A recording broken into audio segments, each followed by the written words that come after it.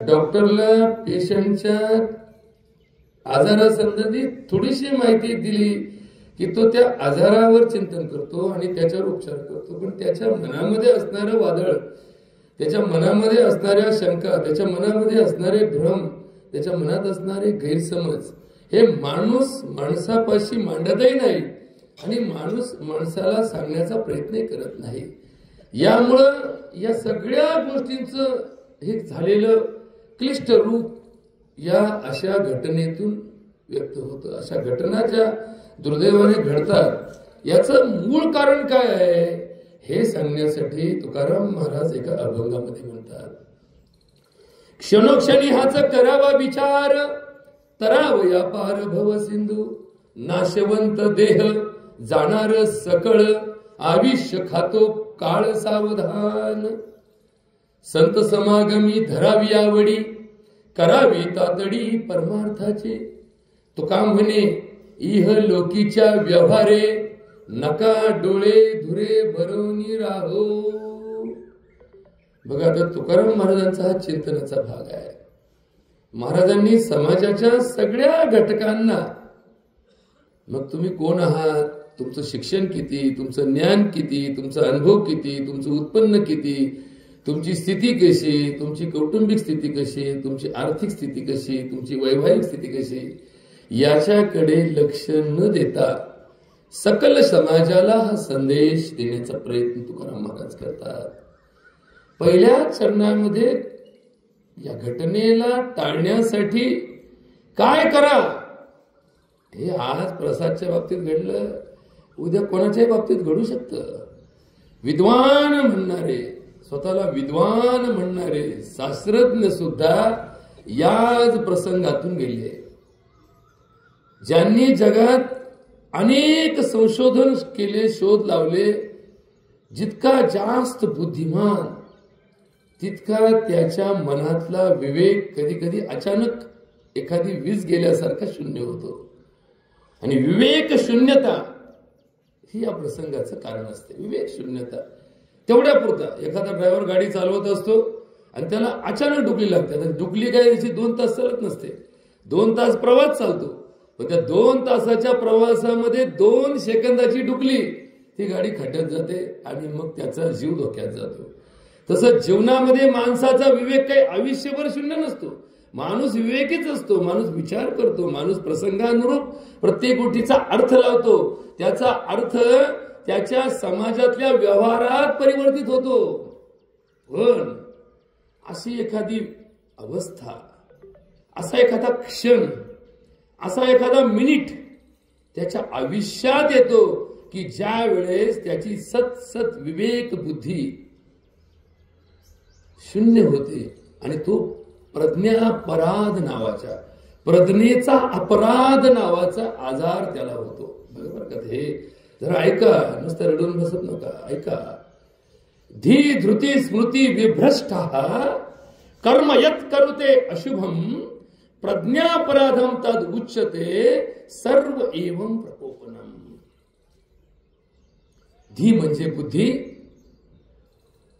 धृती म्हणजे धैर्य आणि स्मृती म्हणजे आठवण.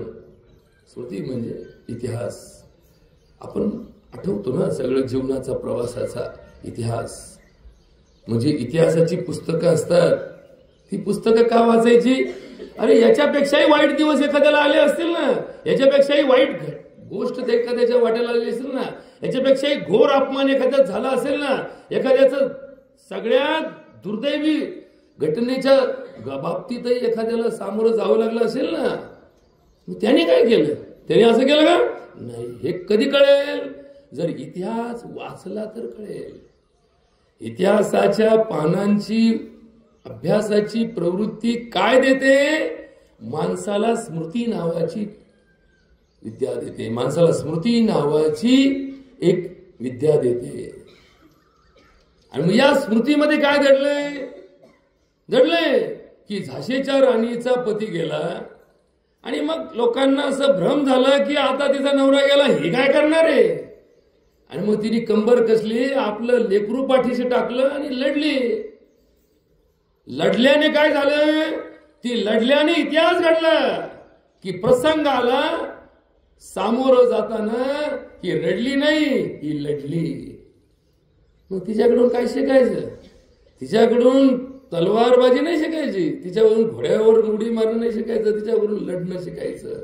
आयुष्य रडण्यासाठी नाही, लढण्यासाठी आहे. जो लढतो तो जिंकलाच पाहिजे असं नाहीये, त्याच्या लढण्याचा इतिहास दिला जातो. जर एखाद्या ठिकाणी आग लागली ना, आगीचे बंब आले, त्या बंबातून येणारं पाणी आग विझू लागलं, आणि एखादी छोटी चिमणी जर तिच्या चुचीमधून एक पाण्याचा थेंब आणून त्या आगीत ओतत असेल, त्याच्या थेंबाने आग विझणार नाही. पण इतिहास जेव्हा लिहिला जाईल तेव्हा आग विझवणाऱ्याच्या यादीमध्ये तिचं नाव असेल, आणि आम्ही फक्त मांडी घालून हात बांधून याच्याकडे बघत बसलो तर आग विझवणाऱ्यामध्ये नाही, लावणाऱ्याच्या यादीत आपलं नाव जाईल. हे लक्षात ठेवा. आणि म्हणून तुकाराम महाराज या अभंगामध्ये म्हणतात, क्षणोक्षणी हाच करावा विचार, तरावया पार भव सिंधू. आता हे वाक्य थोडं बाजूक ऐका. आम्ही प्रवचनकार आहोत, पण आम्ही डॉक्टर आहोत. आम्हाला खूप काम असतं. काम नाही म्हणून आम्ही हे काम नाही स्वीकारलं, पण या कामातून समाज आणि समाजाचं वास्तव, समाज भानावरील ताळावरील जगात जो पुढच्या ठेच लागली असेल तर मागचा शहाणा होईल, हे शहाणे करण्यासाठी आम्ही येतोय. या ठेच्याची किती गांभीर्य आहे हे सांगण्यासाठी आमची गरज नाहीये. ते तुम्हाला माहितीये काय घडलंय आणि त्याच्यातून काय होणार आहे याचं दुःख माझ्यापेक्षा त्याची तीव्रता तुम्हाला आहे. पण हा प्रसंग पुन्हा परत दुश्मनाच्या वाट्याला येऊ नये, कोणा दुसऱ्याच्या तरुणाच्या मनात असा विचारही येऊ नये, यासाठी ही व्यासपीठाची जागा आहे, ही व्यासाची गादी आहे. आणि या गादीवरून दिलेला संदेश ज्याने घेतला ना त्याचं जीवन बदलल्याशिवाय राहणार नाही. नारद मुनींनी फक्त एक प्रसंग आणि त्याने वाल्याचा वाल्मिक केला. आम्हाला ह्याच्यात फार मोठा बदल करायचा नाहीये. आम्हाला नकारात्मक मानसिकता सकारात्मक दृष्टीने बदलायची, फक्त एवढाच बदल करायचा आहे. माणसं हुशार आहेत, माणसं बुद्धिमान आहेत, माणसं कष्टाळू आहेत, माणसं सातत्याने काम करणारे आहेत, माणसं वैचारिक पातळीवरती खूप चांगले अभ्यासू आहेत, खूप चांगला विचार करून रोज काम करतात. फक्त या क्षणाचा असणारा हा प्रसंग, तो क्षण जर संपला तर मृत्यू चुकतो. हे लक्षात ठेवा, तो क्षण. आणि तुम्हाला एक गोष्ट सांगतो, ही तुम्ही वास्तवामध्ये मान्य करा. आपण जे म्हणतो ना की मृत्यू हा जन्माच्या वेळीच ठरलेला असतो, त्याच्यातच मृत्यू आहे. आणि त्याचा मृत्यू ज्या दिवशी असेल त्या दिवशी जगात कुणीच त्याला वाचू शकत नाही, आणि ज्याचं मरण नाही त्याला कुणीच मारू शकत नाही. हे वाक्य भ्रमात ऐकू नका, हे भ्रम नाहीये. याचं वाक्य दुसऱ्या अर्थाने घ्या की तसा प्रसंग ज्याच्या वाट्याला आला, त्या सती सावित्रीचा पती मृत्यूच्या दाढेत होता. कशात होता? मृत्यूच्या दाढेत होता. यमाचे दूत जे काही आमच्या ग्रंथात जाणारे घेऊन जाणारे आहेत ना पोलीस, ते यमाचे दूत त्याच्या नवऱ्याचा आत्मा जीव काढून घेऊन चालले. आता ती सती होती, सावित्री होती, सत्ययुगातली होती म्हणून तिच्या डोळ्याला ते दिसायला लागलं. आता आपल्याला काही दिसत नाही. आता इथं प्रसादचा आत्मा आहे हे फक्त आपण मनाने स्वीकारलं, पण आपल्याला काही दृश्य आहे का? नाही. तिला ते दृश्य होतं, तिला ते यमाचे दूत दिसले, तिच्या नवऱ्याचा जीव काढून घ्यायला लागले. तिचं पावित्र्य आणि तिची सती, तिची जी जीवनामधली केलेली तपस्या होती ती पूर्ण कसाला लावली, आणि त्या यमाच्या दूतांना मागं पाठवून तिचा पती जिवंत राहिला. ही कथा फक्त काही त्या सतीपुरती आणि तिला पाया पडायपुरती, तिची पूजा करायपुरती नाही. आपल्या जीवनामध्ये सुद्धा मृत्यूचा प्रसंग हा क्षणाचा एक विचार असतो. त्याला काय म्हणतात? त्याला आपल्याकडे मृत्यू षडाष्टक योग आणतात. बरोबर का? आता हे वाक्य जरा ऐकताना विचार करा, बुद्धी जागेवर ठेवा. उगा भ्रमात आंधळा विश्वास आणि आंधळा परमार्थ करू नका. परमार्थ डोळस करा. परमार्थामध्ये ज्या पूजापाठ केल्या जातात हे कर्मकांड महत्वाचं नाहीये, त्या कर्मकांडाच्या पाठीमागची असणारी शास्त्रीय प्रणाली महत्वाची आहे. शास्त्रीय प्रणाली महत्वाची आहे. या तारा म्हणजे वीज नाही, या तारा लावल्या, या खांब उभे केले म्हणजे ती लाईट लागत नाही, त्याच्यातून वीज जोपर्यंत जात नाही ना तोपर्यंत विद्युत प्रकल्प पूर्ण होत नाही. आणि ही सगळ्यात मोठी समस्या समजून घ्या. आणि म्हणून हा विषय नीट ऐकून घ्या. त्याला म्हणतात मृत्यू षडाष्टक योग. आता मृत्यू हा सत्य आहे. मृत्यू झाला की तुम्ही काही करू शकत नाही. आमच्या आयुष्यामध्ये आम्ही असे खूप पेशंट पाहिले. कालच सकाळची घटना, आमच्या लिंबगावमध्ये जाधव परिवारातले एक बाबा सकाळी उठले, वावरात जाऊन आले, चहा घ्यायला लागले आणि घाम येऊन चक्कर येऊन पडले. त्यांना कसतरी व्हायला लागलं. थोड्या वेळाने उठले. त्यांचा नातू म्हणला चला दवाखान्यात. ते म्हणले नाही आता बरं वाटतं. ते म्हणलं चला चला चला. ते म्हणले बरं वाटतं. आणि मग आता माणूस शेवटी कुठल्याही प्रसंगाला समोरच्याचं ऐकून काही का होईना 2-5 मिनिटाची सवड तर मागणारच ना. आणि मग त्याला परत चक्कर आली. मग आता त्याने परत विचार केला नाही, गाडीत घातला आणि आणला. आता काय लिंबगाव आमच्यापासून भाऊ 2-3 किलोमीटर. आणि मग बाबा गाडीत बसले आणि आमच्या दवाखान्यापासून 100 फुटावर परत त्यांना तसा झटका बसला. आणि आम्हाला बोलूच तर जाऊच तर एका सेकंदात तिथला एवढा जीव गेला. म्हणले आम्ही आत्ता 1 मिनिटापूर्वी हे श्वास घेत होते, बघत होते. एका सेकंदात आम्ही गेलो, पाहिलं. म्हणलं हे तर आज आमच्या हात लावायच्या त्यांचा जीव गेला. मग हा जीव जो असतो ना, हा जीव मृत्यूसाठी जरी सतर्क असला, जरी सज्ज असला, तरी हे शरीर मात्र एकाएकी जीव सोडू देत नाही. या जीवाला इथून जाऊ नये. जसा एखादा वकील, कुणी काही सांगू द्या, एखाद्या बाईने घटस्फोटाचा अर्ज केला ना, किती नालायकातला नालायक वकील असू द्या, तो प्रयत्न करताना सांगतो बाई कशाला गडमोड करते, थांब आपण त्याला डोस देऊ, त्याला समजून सांगू. त्याचाही वकील त्याला समजून सांगतो हे असं करू नका, हे काही सोपं नाहीये, हे काही चांगलं नाहीये. म्हणजे काही जरी झालं तरी वाईटातला वाईट माणूस सुद्धा चांगल्या विचारातूनच एखादं काम पूर्ण करतो. आणि मग हे शरीर याचा प्रत्येक पेशीचा भाग हा मृत्यू टाळण्यासाठी काम करतो. आणि यांच्यामध्ये द्वंद्व नाहीये. बघा बरं का, आता हे जरा ऐकून घ्या तुम्ही, यांच्यात द्वंद्व नाहीये. किंवा मांसपेशीचं स्नायूशी भांडण आहे, स्नायूचं हाडाशी भांडण झालं, हाडाचं रक्ताशी भांडण झालं, यांच्यात वाद नाहीये, यांच्यात सुसंवाद आहे. जर मेंदूचा रक्तपुरवठा कमी व्हायला लागला तर त्या कमी झालेल्या रक्तपुरवठ्याची तातडीने, जसं आपल्याकडे बँकेमध्ये जर काही गडबड व्हायला लागली सायरन वाजतं, जसं आमच्या जिल्हा बँकेने आता सायरन बसवले सगळे, लगे बॉम्ब बॉम्ब बॉम्ब करायला लागतं, तसं इथं काही महत्वाच्या ज्या तिजोऱ्या आहेत आपल्या शरीरामध्ये, किती तिजोऱ्या आहेत भाऊ? 10 तिजोऱ्या आहेत.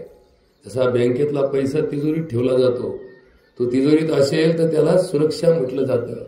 तसं आपल्या शरीरामध्ये जीव, आपला जीव आहे ना, हा जीव 10 ठिकाणी ठेवला जातो आणि त्याला तिजोरी आहे. या देहाला काय आहे? तिजोरी आहे, त्याला सेन्सॉर लावलेलं आहे. या 10 ठिकाणी हा जीव असतो. त्या 10 ठिकाणी जर जीव आहे, त्याची सुरक्षा इतकी महत्वाची सांगितली की त्याला थोडा जरी धक्का लागला त्या जीवाला तरी आपल्याला अशा प्रकारच्या जगातल्या पाठीवरच्या सर्वोच्च संवेदना जाणवतात. या 10 ठिकाणाला धर्मशास्त्रामध्ये दशप्राण आयतन असं म्हणतात. आयतन म्हणजे कपडा, आपण म्हणतो अंगरखा. आयतन पहिले म्हणजे पायतान घातलं, आयतान घातलं, अंगरखा घातला, त्याला आयतन असं म्हणतात. किती येते? 10. दश प्राण आयतन. शब्द नीट ऐकून घ्या तुम्ही, हुशार मंडळी आहात. तुम्ही नीट ऐकलं ना तर नीट कळेल तुम्हाला की कशातून काय घडतं आणि हे बाहेर जाण्यासाठी मार्ग काय, उपाय काय. शेवटी डॉक्टरचं काम काय आहे? उपचार करणं. मग अशा प्रसंगाला उरलेल्या लोकांवर काय उपचार? की बाबा असं काही होत असेल, तुमच्या मनात असं काही असेल तर त्या काळात तुम्ही ताबडतोब काय करा? समजा एखाद्याची गाडी पंक्चर झाली आणि पंक्चरचं दुकान जवळ नाही तर मग स्टेपनी काय काम करणार? जर स्टेपनी काम करत नसेल, स्टेपनी निघतच नसेल तर त्याचा तो प्रसंग टाळता येईल का? नाही. मग ती स्टेपनीच नाही, मग बसलं तिथं, म्हणलं आता काय करायचं, खोलायचं पाना नाही. मग हे सगळं कशासाठी आणून ठेवलं? स्टेपनी गाडीला का लावून ठेवलं? व जवळ ठेवलं का? नाही. प्रसंग काय येईल सांगता येत नाही, आणि प्रसंगानुरूप आपल्याला मार्ग मिळेल या दृष्टीने हे सगळी व्यवस्था केलेली असते. तशी जीवनामध्ये धर्म, धर्मशास्त्र, देव आणि देवाची स्तुती, देवाची पूजा ही स्टेपनी आहे. काय आहे? स्टेपनी आहे. ही स्टेपनी कधी वापरायची कळलं पाहिजे. नाही तर देवळात भजन करतो, गावात जाऊन भांडण करतो. तुम्हाला कुणी कोणत्या महाराजांनी असा धर्म शिकवला बाबा की देवळात भजन करीत जा, गावात भांडण करीत जा? असं ते भांडण जिथं चालू आहे तिथं देव का नाही आठवला तुम्हाला? किंवा देवाचा प्रसंग आणि भांडण चालू झालं, याच्या मनात देव आठवला? नाही नाही नाही नाही, माझा देव काय म्हणेल मी भांडलो तर. आणि यांनी माघार घेतली. तिथं तर माघार अजिबात नाही, तिथं सावरूनच वेळी. आणि इथं भजन करतो, हरे राम राम पाठ टाळ कुठून याच्या हाताला भेटते पडले, टाळ झिजले, टाळकरी गेले, पण याचं भजन काही संपायला तयार नाही. असा कोणता परमार्थ आहे की इकडं भजन चालू, इकडं भांडण चालू, इकडं देवाला स्तुती करणे चालू आणि इकडं माणसाचा जीव जाण्याची प्रक्रिया चालू? हे कसं आहे? यालाच धर्मामध्ये सगळ्यात मोठा विषय सांगितलेला आहे. भगवद्गीतेमध्ये भगवान कृष्णाने या वाटोळ्याला थांबवायचं ना. वाटोळं ते काय झालंय? आपलं वाटोळं झालं ना. असं वाटोळं काय याचं एकटंच झालं का? असे कित्येकांचे वाटोळे झाले ना. कशात झाले? कोणाचे भांडण्यात झाले, कोणाची हत्या झाली, कोणाची आत्महत्या झाली, कोणाची परहत्या झाली, कुणाचा आत्मघात झाला, कुणाचा पक्षाघात झाला, कुणाचा हृदयाघात झाला. गेले ना. एखाद्याचा हार्ट अटॅक आला आणि तुम्ही जर म्हणले नाही व नशिबाने गेला तर त्याने प्रश्न सुटणार नाही. शेवटी आपल्याकडे काही झालं तर एक वाक्य महत्वाचं आहे, प्रयत्नांती परमेश्वर. प्रयत्नांती परमेश्वर. मग हे वाक्य कोणी विसरू नका. प्रयत्नांती परमेश्वर. प्रयत्न हे जगाच्या पाठीवरती आपल्या हातात आहेत. मग प्रयत्न सोडायचे आणि भजन करीत बसायचं. काय नाही प्रयत्न काय नाही. इथं वावरात पेरलं आणि पाणी द्यायचं, बाहेर धरायचं नाही. नाही मी भजन केलं, देव करूया. देव काय? देवाकडे काय माणसं आहेत का देवाची टोळी एखादी? का तुम्हाला लगे एक माणूस पाठवला, तुम्ही त्याच्या भजनाला गेले, मग सावड केली, मग तुम्ही देवाचं भजन चालू केलं म्हणून तुमच्या वावरात पीक आलं. जो शेतकरी कष्ट करीत नाही त्याचं वावर पिकत नाही. त्याला इमा भेटन, उतारे चालत्यान, ते उतार्यावर पेरी चालत्यान, हे लबाड्या चालूच आहे जगाच्या पाठीवर. त्याच्याकडे लक्ष देऊ नका. वास्तव काय? पेराल ते उगवेल. आणि दुसरं वाक्य काय? पेराल तसंच उगवेल. मग हे दोन गोष्टीकडे लक्ष द्या. बाकी सगळा भ्रम चलून द्या. आता शेवटी सगळं जग पैशावर आधारलेलं आहे. ही समाज व्यवस्था कशावर आली महाराज? अर्थ आधारित. याला काय म्हणतात? अर्थ आधारित समाज व्यवस्था. म्हणजे कलियुग आलं ना. कलियुग लोक म्हणतात कलियुग कलियुग कलियुग. लोक चुट्टे झाले, लोक भामटे झाले, लोक खोटं बोलायला लागले. लबाडाचं राज्य. राज्य लबाडाचं नाहीये. लबाड्या केल्याशिवाय 2 रुपये मिळत नाहीत हे लोकांना वाटायला लागलं. खोटं बोलल्याशिवाय माणसाला प्राप्त करता येत नाही हे लोकांना वाटायला लागलं. आणि म्हणून लोकांना ही परंपरा घुसायला लागली. लोक खोटं बोलू इच्छित नाहीत, लोक खोटं लिहू इच्छित नाही, लोक खोटं सांगू इच्छित नाही. पण त्याच्याशिवाय पर्यायच नाही. त्याच्याशिवाय पर्यायच नाही. मग पर्यायच नाही म्हणल्यानंतर लोकांना ही परंपरा अंगवळणी पडली. आणि म्हणून सत्य बसेल लपून. कोण म्हणतं? ग्रामगीतेमध्ये तुकडोजी महाराज म्हणतात, सत्य बसेल लपून असत्य होईल शिरजोर कलियुगे. असत्याचा जोर वाढेल, सत्य लपून बसेल. कष्टासाठी कुणी मरो, प्रतिष्ठेसाठी आम्हीच उरो, लोभासाठी कुणासही स्मरो, ऐसेच झाले जनी. बघा बरं का, हे नीट ऐका.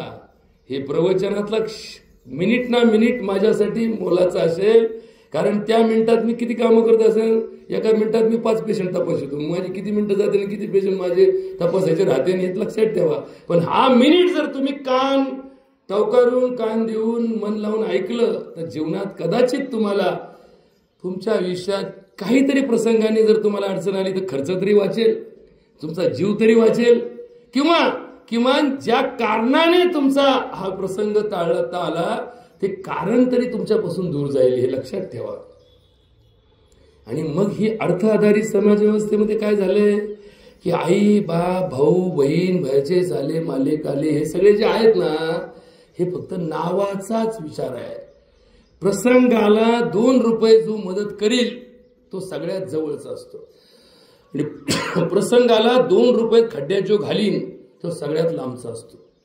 बरोबर का. या समाजात आज व्यवस्थेमध्ये पैशाला इतकं महत्व आलं, इतकं महत्व आलं, इतकं महत्व आलं. भाऊ जर पंढरपूरला तुम्ही दिंडीला या टायमाला सरकारने जर एक योजना काढली की पांडुरंगाचं दर्शनाला 500 रुपये फी ठेवली आणि एक सरकारी कार्यालयामध्ये पंढरपूरला येणाऱ्या माणसाला 500 रुपयाचं अनुदान ठेवलं तर मंदिरात कुत्रं फिरकायचं नाही. इकडे अनुदानाला लाईन लावते. म्हणले इथं चला का म्हणले जेवढा ते देव कसा होय म्हणले कळत भेटलं ना राम राम आणि चल चल लाईनला लाग. तुम्ही जर गावात लोकांची परीक्षाच घ्यायची ठरली ना, जर सरकारने परीक्षाच घ्यायची ठरली ना तर तुम्हाला एक स्कीम सांगतो. ग्रामपंचायतच्या समोर एक गाढा उभा करा आणि एक GR काढा. या गाढवाची लाच जो कोणी नागरिक खाईन त्याला 500 रुपयाचं अनुदान भेटत. लोक लाईन लावते म्हणजे इळभर खुरपून 300 भेटायचे. एक लाच खाल्ली काय जसं दुखत्या गायच्या लाथा गोड लागतात तशा काही दिवसांनी गाढवाच्या लाथा लोकांना गोड लागतात. म्हणजे एकच लाथ तर खायची या 500 रुपये म्हणजे फुकट खाण्याची वृत्ती. आणि याच्याकडे इतकं लक्ष दिलं गेलं की कष्टाने खाण्याची सवय माणसांनी सोडली आणि माणसाची ही अराजकता समाजामध्ये चाललेला हा सगळा अराजक विषय आहे. मग तो सत्ताकारणाचा असो, समाजकारणाचा असो, धर्मकारणाचा असो, राजकारणाचा असो किंवा कुटुंब व्यवस्थेतले असो, या सगळ्या ठिकाणी तुम्हाला याचं महत्व इतकं वाढलेलं दिसेल की याच्याने सगळे प्रश्न तयार होतात आणि याच्याने सगळे प्रश्न मिटतात. बघा बरं का, ते दोन्ही वाक्य लक्षात ठेवा. सगळे प्रश्न जगात याच्यामुळे तयार होतात आणि या जगातले कुठलेही प्रश्न असू दे पार कुठले याच्यानेच मिटतात. बरोबर का. हे असं असेल तर या देवाचं भजन कशासाठी करायचं. या भजनाची जी परंपरा आहे, भावे गावे गीत चित्त करवनी अशुद्ध, तुझं भावा आहे देव तरी हा सुलभ उपाय. आता हा काय उपचार आहे. भजन करणं हा काय उपाय आहे.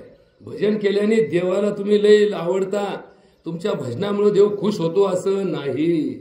हा भजन हा काय उपाय आहे. कशाचा उपाय आहे की या चित्तामध्ये असणारी अशुद्धता, हे चित्त जे आहे ना, चित्त त्रिवेणी संगमी नाना तीर्थे भ्रमी, चित्त नाही नामी तरी ते व्यर्थ. हे चित्त जर त्याच्यात नसेल, त्या भजनात नसेल, हे चित्त जर त्या कार्यक्रमात नसेल, त्या आपल्या प्रवासात नसेल, त्या आपल्या उपक्रमात नसेल तर ते व्यर्थ आहे. जरी आपण वैष्णोदेवीला गेलो, आपण जरी चारीधामाला गेलो, आम्ही जरी कुंभाला 3दा जाऊन आलो तर ज्याचं चित्त तिथे नसतं त्याला ते व्यर्थ असतं. आणि जो घरी बसतो आणि घरी बसून त्याचं चित्त कुंभात असतं त्याला ते सार्थ असतं. बघा बरं का, लक्षात ठेवा. आणि म्हणून चित्त, हे चित्त जे आहे ना, चित्त ही सगळी गडबड चित्ताची आहे. आणि या चित्ताला आता वित्ताची जोड भेटली. चित्त आणि वित्त. वित्त हे वित्त आणि चित्त याचं इतकं समीकरण जमलं की तिसऱ्याला कोणाला इथं येऊच द्यायला याच्यात. चित्त आणि वित्त यांचं इतकं जमलं की हे सत्य बाजूला गेलं आणि या दोघांनीच घोटाळा घालायला सुरुवात केलं. तुकाराम महाराज म्हणतात, चित्त शुद्ध तरी शत्रू मित्र होती, व्याघ्रहीन खाती सर्पतया, विषते अमृत आघात ते हित, अकर्तव्य नित होय त्यांचे, दुःख जे देईल सर्व सुख कळी, होतील शीतल अग्निज्वाळा, आवडेल जीवा जीवाचे या परी, सकळा अंतरी एक भाव, तुका म्हणे कृपा केली नारायणे, जाण जेते येणे अनुभवे. आता बारीक आहे का बरं का. क्षणोक्षणी हाच करावा विचार, करावया पार भवसिंधू. आता हे भवसिंधू म्हणजे काय असतं माहिती का. जसा हिंदी महासागर, अरबी महासागर, अटलांटिक महासागर, पॅसिफिक महासागर हे 7 समुद्र जसे आहेत ना, तसा हा समाज जो आहे ना, सगळा सकल समाज अखंड ब्रह्मांडामध्ये हा जिवंत जो समाज आहे याला तुकाराम महाराज भवसागर म्हणतात. भवसागर. आपण माणसं आहोत आणि माणूस हा त्याच्या नाडीने ओळखला जात नाही, त्याच्या बीपीने ओळखला जात नाही, माणूस हा त्याच्या फोटोने ओळखला जात नाही, माणूस हा त्याच्या आकृतीने ओळखला जात नाही, माणूस हा त्याच्या प्रकृतीने ओळखला जात नाही, माणूस ओळखला जातो त्याच्या भावनेने. भावना, भावना काय? म्हणून तर पूजापाठ करताना तुकडोजी महाराज ग्रामगीतेमध्ये म्हणतात, मनी नाही भाव म्हणे देवा मले पाव, अशानं देव काही पावायचा नाही हो, देव काही बाजारचा भाजीपाला नाही हो. भाव, भाव ही भावना आहे ना, भावना ही भावनाच माणसाला सगळं करते. त्याची ती भावना का झाली बरोबर का, नीट बारीक आहे का, त्याची ती भावना का झाली, त्या क्षणाला त्याचा विवेक संपला, त्याच्या पुढे आलेलं जी समस्या आहे त्या समस्येचं निराकरण होऊ शकेल अशी त्याच्या मनात भावना झाली नाही. आणि म्हणून त्या समस्येतून पुढे अनंत समस्या कदाचित निर्माण होतील आणि त्या टाळण्याचा उपाय म्हणून हा मार्ग शोधला गेला. बस याच्यापेक्षा जास्त याच्यावर काय बोलू नका. ती समस्या काय होती, त्या समस्येचं निराकरण कसं झालं असतं, या सगळ्या गोष्टी भ्रामक आहेत. वास्तव हे आहे की तो क्षण टाळता आला नाही, कारण माणसाच्या पोटात जे असतं ते होटात कधी येत नाही, आणि त्याच्या होटात येत नाही तोपर्यंत तुम्हाला आम्हाला कळणार नाही. तुम्हाला आम्हाला एखादं सिटी स्कॅनच्या मशीन मध्ये मेंदूचा आकार कळेल, मेंदूच्या संरचना कळतील, मेंदूची कदाचित एखादी व्यवस्था कळेल, मेंदूचं कार्य चालू आहे की नाही कळेल, पण मेंदू मध्ये काय विचार चालू आहे याचं मशीन नाही. आता याचं मशीन मध्ये आरोपींच्या बाबतीत काढलं होतं, एक मशीन आणलं होतं की जो माणसं खोटं बोलू बोलू बोलू बोलू बोलू आपलं जिरीत आहेत ना, मग त्यांना ते भूल देऊन मशीन लावायचं आणि मग त्या मशीन मध्ये तो बोलतो आणि मग तो खरं सांगतो. पण ते मशीन सुद्धा कधीही विश्वासार्ह राहिलं नाही. आणि मग हेच तर सगळ्यात मोठं प्रश्न आहे की पोटातलं होटात येत नाही. आपला आचार, आपला विचार आणि आपला उच्चार एका रेषेत नसतं. आपला उच्चार दुसरीकडे चाललाय. अशी माणसं दिवसभर बोलताना त्यांच्या बोलण्यामध्ये एक क्षणही कोणाला कधी जाणवत नाही की हे कदाचित याच्या डोक्यात असं चालू आहे. बरोबर का? कधीही चालवत नाही. का? कारण ते हुशार असतात, सावध असतात आणि त्यांना या गोष्टीची थोडक्यात मनामध्ये गोष्टीपासून दूर जाण्याचे प्रयत्न चालू असतात. त्यामुळं त्यांना ते सत्य जाणत नसतात, त्यांच्या उच्चारातही जाणवत नाही, त्यांच्या दिवसभरच्या आचारातही जाणवत नाही, पण मात्र असतं कुठं, त्यांच्या विचारात. तुम्ही आम्ही सुद्धा वैचारिक पातळीवरती जर केलं ना तर आम्ही दिसायला इथं आहोत. तुमच्यातले माझ्यातले बरेच लोक वैचारिक पातळीवरती कुठेतरी असतील. कुणीतरी म्हणत असेल लाईट आली असेल, कुणीतरी म्हणतं ट्रॅक्टर यायचा होता, कुणीतरी म्हणलं पाभारीचं बी ते सगळे दुकान उघडायचं होतं, कुणीतरी म्हणलं याची उधार द्यायची होती, कुणीतरी म्हणलं त्याची वसूल करायची होती. द्यायचं नाही डोक्यात लवकर यायचं, पण वसुली मात्र डोक्यात पक्की असते आपल्या. हे वसुली कोणातरी डोक्यात असेल आणि मग ते म्हणत असेल तर केव्हा संपत आहे, आलो तर खरी जायचंय. मग हे वैचारिक जे गणित आहे ना, हे चित्त जागेवर असलं पाहिजे. हे चित्त आणि हे शरीर जेव्हा एकरूप असतं ना तेव्हा जगातलं कुठलंही संकट तुमच्या पाशी नसतं. अख्खी चिंता वारली. चिंतन माणसाला जर चिंताग्रस्त करत असेल तर ते चिंतन काय कामाचं आहे. चिंतन हे माणसाला चिंतेपासून मुक्त करतं. बघा, चिता आणि चिंता या दोन मधलं फरक काय. चिता माणसाला मेळ्यावर जाळते. कधी जाळते? मेल्यावर जाळते. आणि चिंता माणसाला जिवंतपणे जाळते. जिवंत आहे माणूस, पण चिंतेने माणूस जळतोय. तो बाहेरून त्याचा धूर दिसत नाही, बाहेरून त्याचा जाळ दिसत नाही, बाहेरून हात लावला तो गार दिसतो, पण त्याची चिंता त्याला जाळत असते.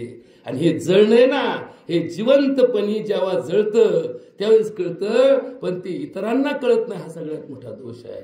मग हे सगळं तुम्हाला जे सांगितलं ना आतापर्यंत कथाकूट, हे कारण सांगितलं. हे काय झालं? कारण झालं. त्याचा उपाय काय? उपाय तुकाराम महाराज म्हणतात, क्षणोक्षणी हाच करावा विचार, तरावया पार भवसिंधू. प्रत्येक क्षणाला, आता क्षण, आता बऱ्याच लोकांना हे माहित नसतं बरं का, क्षण आणि सेकंदातला फरक. क्षण हा इतका छोटा कालगणनेचा भाग आहे की त्याच्या इतका छोटा जगात कुठलाही भाग नाही. आपल्या धर्मशास्त्रामध्ये काळाची गणना इतकी सूक्ष्म केलेली आहे की प्राणापानो निमेषाद्या जीवनो मनसो गती इंद्रियांतर संचारा. या प्राणशक्तीला गती किती आहे, या प्राणशक्तीला जे मन जोडलेलं आहे त्या मनाची गती किती आहे, इतकी प्रचंड गती मनाला आहे. पण त्याचेही तुकडे करून दाखवले. उन्मेष म्हणजे पापणी उचलायला जेवढा वेळ लागतो तो खूप असतो. निमेष म्हणजे पापणी पडायला काय लागते, पापणी पडायला काहीच लागत नाही, त्याला ताकदही लागत नाही, त्याला कुठल्या स्नायूला ऊर्जाही लागत नाही, पापणी पडते. पापणी पडणारा जो काळ आहे तो सेकंदाच्या 1/6 आहे. किती आहे? सेकंदाच्या 1/6 काळ. त्याला क्षणाची उपमा दिली, क्षणाची. निमेष या क्षणाला म्हणजे सेकंद. तुम्ही मला 1 सेकंद विचार कर, सेकंद लय झालं, सेकंदात किती घटना घडतात. 1 सेकंदाचा जर भूकंप झाला ना तर अख्खी दानादान उडती. सेकंदाचा भूकंप, तो भूकंप किती सेकंद चालला याच्यापेक्षा त्याचा रिक्टर स्केलवरती माप किती होते याला किंमत असते. 10 रिक्टर स्केलचा सेकंदभर चाललेला भूकंप दानादान करून टाकितो आणि 2 रिक्टर स्केलचा 2 मिनिटं चाललेला भूकंप काहीच करीत नाही. मग याच्यामध्ये जी तीव्रता, या भावना आणि याची तीव्रता, याचा जो खेळ आहे, हा खेळ अशा घटना घडवत असतो. घटना का घडली हे सोडून द्या, घटना घडली हे सोडून द्या, घटना घडू नये म्हणून काय करा याच्यासाठी मी आलोय. डॉक्टर हा काय करतो असतो, उपचार करीत असतो. तो काय फक्त आयुष्यभर हे गेले हे राहिले असं सांगायचं गरज त्याच्याकडे नसते. याच्यामध्ये तो जास्त लागत नाही. तो जिवंत माणसाला जिवंत ठेवण्यासाठी काय करावं याच्यासाठी प्रयत्न करत असतो. काय आताच आमचे वकील साहेबांच्या आजोबाचं, आता त्याच्या घरी गेलो तो पाणी प्यायला, आता त्यांना 5-6 वर्षापूर्वीची घटना, त्यांना इकडे नगरमध्ये मेंदूला एका ठिकाणी ऍडमिट केलं. ते म्हणले 2-4 घंट्यात म्हातारं जाईल. आता ते आमचे नेपतीचे जप करतेचे म्हणे, ते म्हणले तुम्ही एक काम करता का, आमच्या डॉक्टरकडे येता का, आमच्या डॉक्टरच्या आईला मरूस तर बदू हात बोतो, कमीत कमी याला घरी घेऊन जातो म्हणणार नाही. आणि ते म्हातारं आणलं. आता ते म्हातारं आणलं, त्याला हालायना बी बघायना बी, डोळ्याच्या बावल्या पागलेल्या, त्याच्या डोळ्याचे भालचाल व्हायना. याला म्हणलं हे पार जवळपास गेम केस आहे. पण आता आपला नियम काय, आमचं काय आजोबाचं काम, जोपर्यंत शेवटचा म्हणजे आता काहीच घडणार नाही असं वाटत नाही तोपर्यंत आम्ही आत बोलतो. ते भले कोणी सांगावं येऊ आमच्या काही घडू, आम्ही आपल्याला निपटायला तयार आहे. पण मात्र या गोष्टीमध्ये आमचा आजपर्यंतचा नियम आम्ही तोडला नाही. म्हातारं ठेवलं. मग हळू उपचार करता म्हातारं 3 दिवसांनी शुद्धीवर आलं. 4थ्या दिवशी त्याला बोलायला लागलं. 8व्या दिवशी आम्ही घरी सोडलं आणि ते तुमच्या गावात येऊन परत 2 वर्ष राहिलं. मग का राहिलं? ज्याला सांगितलं की बा घरी जाऊन घेऊन जायला काही उपाय नाही, ते का जगलं? कारण त्याच्या प्रयत्नाला अत्यंत कमी प्रतिसाद ना, 1000तलं 1 जगू द्या ना, पण ती 1 किती महत्वाचं असतं हे त्या म्हातारीने दाखवून दिलं. असे लय उदाहरण आहेत आमच्याकडे. इतके आमचं आयुष्य किती वर्षाचं भाऊ, मी 88 पासून दवाखाना चालवतो. 88 सालापासून 24 घंटे दवाखाना चालवतो. एक डॉक्टर 6 घंटे काम करतो, मी 24 घंटे काम करतो. 88ला आता झाले किती वर्ष मोजा आणि रोजच्या 4 ड्युट्या धरा. किती ड्युट्या झाल्या असतील माझं प्रॅक्टिसचं वय जवळपास 125 वर्षाचं आहे. मग 125 वर्षाचा अनुभव ज्याच्या पाठीशी आहे तो काय सांगतो की क्षणोक्षणी हाच करावा विचार, तरावया पार भव सिंधू. माणसाने क्षणाक्षणाला पार तुम्ही शेवटी आता तुमच्या पुढे एक अतिरेकी उभा आहे. बघा बरं, अतिरेकी उभा आहे, बंदूक धरली तुमच्यावरती आणि तुम्हाला गोळी घालणार. तुकाराम महाराज म्हणतात विचार कर, तुला इथं मरणं हे तुझ्यासाठी दुर्दैवी होणार आहे. मग हे मरण टाळायचं असेल तर काय कर, याला बाजूला कर, याच्या बंदुकीचं टोक बाजूला कर. म्हणजे तुझं ती गोळी तुझ्या अंगाला नाही लागली ना, पुढची गोळी भरूस तर तुला 2रा उपाय सुचल, 3रा उपाय सुचल, 4था उपाय सुचल. आणि आपण म्हणलो नाही जय श्रीराम बसलो गोळ्या खात, अशाने काय होणार आहे, अख्खी दुनिया मरण. पण तरी त्याच्या गोळ्या संपणार नाही. शिवाजी महाराजांनी आयुष्यामध्ये जे काही साम्राज्य उभं केलं ते काय बहुमताने केलं का? नाही. त्यांचे जे विरोधक होते त्यांच्याकडे तर हत्तीन घोडेन एवढे मोठमोठे रथन महारथीन फार काय लागन ते ना एवढं. आता शेवटी त्यांच्याकडे सगळंच होतं ना, सत्ता त्यांचीच होती, संपत्ती त्यांचीच होती. आणि संपत्ती गोळा करायला त्यांना काय जेर काढावं लागायचं काय? गेले गावात काय गोळा करून आहे सर दे एकदा गाव. मग त्याला म्हणतो ना आपण मोगलाई माजली. म्हणजे काय झालं ते म्हणायचं, लोकांनी ऐकायचं, याला म्हणतात मोगलाई माजणं. मग त्यांच्या साम्राज्याला धक्का देण्याचं काम कोणी केलं? छत्रपती शिवाजी महाराजांनी. आणि शिवाजी महाराजांना मार्गदर्शन करण्याचं काम कोणी केलं? संत तुकाराम महाराजांनी आणि संत रामदास स्वामींनी. नीट ऐकून घ्या, हे आपल्या डोक्यात घातलेले जातीपातीचे भोंगे काढून टाका. हे जातीपातीने काही फरक पडत नाही. माझ्या अंगात ढवळा कोट काय, पांढरा कोट काय, काळा कोट काय, किंमत आहे माझ्या विचाराला, माझ्या उच्चाराला. हे बाकी सगळं नाटक आहे. या बाकी नाटकाच्या जादा नादी लागू नका. हे नाटकाचे अंक बंद करा आणि वास्तववादी व्हा. वास्तव काय आहे? हे विश्वची माझे घर, ऐसी मती जयाची स्थिर. हे स्थिर मती ठेवा. ही मती गुंग होऊ देऊ नका. या मतीला भ्रष्ट होऊ देऊ नका. म्हणून हीच तर विचारधारा समजून सांगण्यासाठी या प्रवचनात नीट ऐकून घ्या. काय सांगितलं की हा भवसागर आहे, तुमचं माझं नातं आहे. आम्ही दोस्त आहोत, आम्ही मित्र आहोत, आम्ही प्रासंगिक एकत्र आलेलो आहोत. इष्टीत आमची गाठ पडली, आमची गाडीत गाठ पडली, आमची वाटाणी गाठ पडली, आम्ही नाश्त्याला थांबलो ते भेटले. माणसाचा संवाद होत असतो आणि जिथं संवाद असतो तिथं वाद नसतो. संवाद आणि वाद या दोन शब्दातला फरक आम्हाला कळतच नाही. आम्ही वाटाणी तिकून त्याची गाडी चालली, निकून आपली चालले का घेण्या, तुला अक्कल आहे का, कुठं चालला? अरे तू कुठं चालला?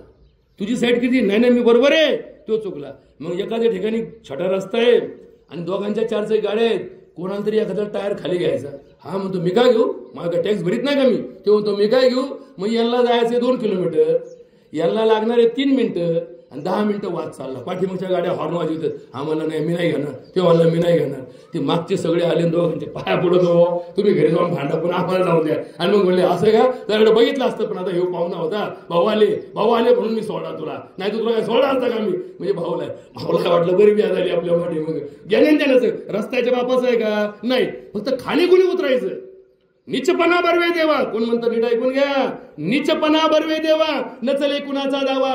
महापुरे झाडे जाती, तेथे लव्हाळे राहती. येता सिंधूच्या लहरी, नम्र होता जातीवरी. तुका म्हणे कळ, पाया धरिल्या नचले पळ. पाया फक्त देवाच्या पडू नका, जो येईन त्याच्या पाया पडा. काय करीन तो? पाया पडे तो काठी काढी कोण पाया पडा म्हण का? उलट पाया नाही पडला तर त्याला मग आता तुम्हाला तर माहिती सगळं. आता आपण तर इथलेच ह्योच तालुका, हेच जिल्हा, हेच सगळं आमचं काथ्या गुटत्योचे. म्हणजे पॅकिंग बदलल्या म्हणून काही मसाला बदलतो का? नाही, मसाला तोच असतो सगळा. सगळे पॅकिंग फक्त बदलत चालतात, बाकी सगळा काथ्याकूट भाऊ आपला एकच आहे. त्याच्यावर काही जास्त बोलत नाही. ही जागा ती नाही, कारण प्रसंग तसा नाहीये. याच्यावरती आपल्याला बारीक अभ्यास करायचा आहे. काय सांगितलं की या सगळ्या समाजाला जेव्हा आपण व्यक्त होतो, समजा इथं 1000 माणसं बसलीत आणि मी इथं बसलोय, तुम्हाला वाटत असं देवाच्या जागेवर बसलाय ना, मग खाली बसलोय. अरे याच्यासारखा मूर्ख कुणी नाही की जो स्वतःला देव समजतो. स्वतःला काय समजा. तुकाराम महाराज म्हणतात, तुला जर खरंच धार्मिकते कळत असेल, तुला जर धर्म समजत असेल, तर तू काय कर, छोटे पोरांनो पण ऐकून घ्या, मोठ्यांनो पण ऐकून घ्या, डोंगऱ्यांनो पण ऐकून घ्या.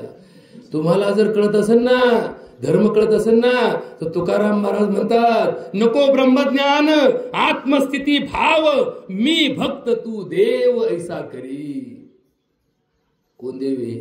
तुम्ही सगळे देव आहेत, 1000 देव. आणि मी काय करतोय? भक्त म्हणून या देवांची पूजा करतोय. कशाने करतोय? या प्रवचनाच्या पुष्पाला अर्पण करतोय. हे काय झालं? एक पुष्प आहे. काय पुष्प आहे? प्रवचन हे काय? पुष्प आहे. हे कुणाला अर्पण करतो? या भवसागरातील या हजारो लोकांना मी अर्पण करतोय. म्हणजे देव कोण झालं? तुम्ही झाले. मग आता तुम्ही बसले, मग तुम्हाला विचारलं देव कुठे आहे? तुम्ही काय म्हणायचं? मी भक्त तू देव. जो समोर आला तो देव आणि आपण कोण? भक्त. पण हे राजकारणामध्ये इकडे गडबड झाली बरं का. सरपंचाला वाटतं पंचायत समितीत कवा जातोय, पंचायत समितीला वाटतं झडपीत कवा जातोय, झडपीला वाटतं आमदार कवा होतोय. तसं इथं भक्त टाळ कुठून कुठून कुठून कुठून कुठून लोक लिहायला लागले. अरे याला लिहा ना हरिभक्त परायण. काय करतोय हो? टाळ कुठे? मग टाळ कुठून हा हरिभक्त परायण झाला कधी? काय कुठे डिग्री आहे? एखादी BCom BSc BA पेक्षा ही डिग्री इतकी स्वस्त झाली ना.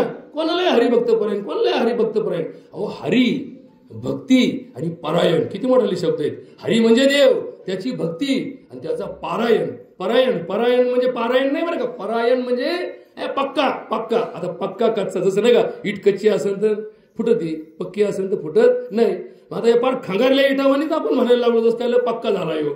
नाही, इतकं सोपं नाही महाराज. तुम्हाला आता मध्यंतरात थोडंसं एक वाक्य सांगतो, ती आता पाठ करा बरं का. भक्ती म्हणजे काय? भक्ती म्हणजे आपल्याला आपल्यासाठी काहीच न करता, आपल्याला आपल्यासाठी म्हणजे आपल्या मतलबासाठी नाही, आपल्या दुखण्या भाण्यासाठी नाही, आपल्या कल्याणासाठी नाही, आपल्या भल्यासाठी नाही, आपल्या चांगल्यासाठी नाही, आपल्या उद्धारासाठी नाही, फक्त आणि फक्त देवासाठी. देवासाठी. कशासाठी करायची भक्ती? देवासाठी. देवाकडून काही मागायचं नाही, देवाकडून काही मिळतं नाही, असा कुठलाही विचार न करता फक्त फक्त आणि फक्त देवाची स्तुती, देवाची भक्ती करायची.